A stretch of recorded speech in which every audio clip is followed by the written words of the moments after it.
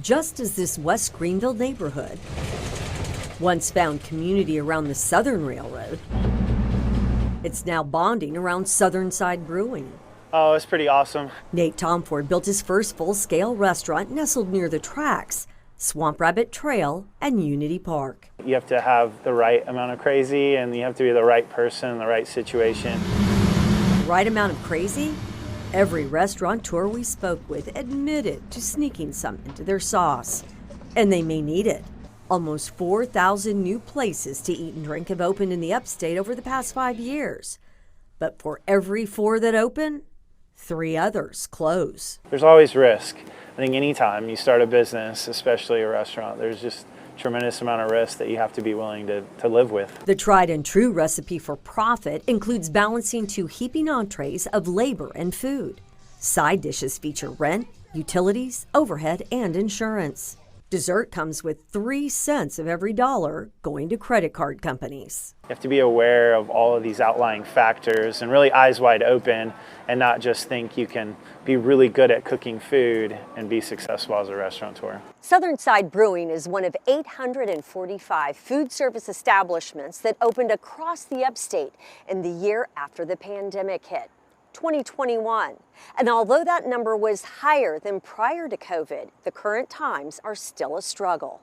Typically speaking, an independently operated restaurant is running single-digit margins. Carl Sobocinski has opened at least 15 restaurants during his career. He's had to close some too. It's one of the hardest things that we've had to do. It's important for our industry that we're able to cater to wherever the economy is, wherever things are in our society. That's included learning to run lean during the recession and adopting best sanitary practices during COVID.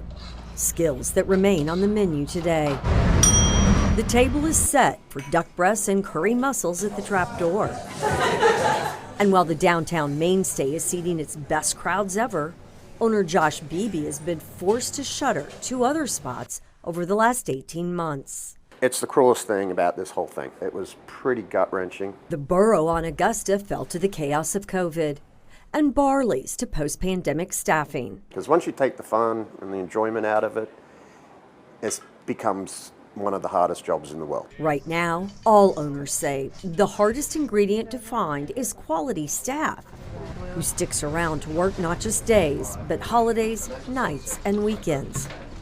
Josh says as many as 70% of industry workers found other passions, professions, and pay during 2020 and didn't return.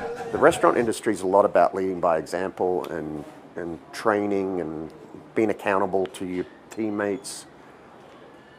And it was just like pushing a really hard, big rock up a steep hill. And yet, his commitment to create a culinary community I feel very blessed. burns like a hot stove. He says he's not closing the door on expanding beyond the Trapdoor.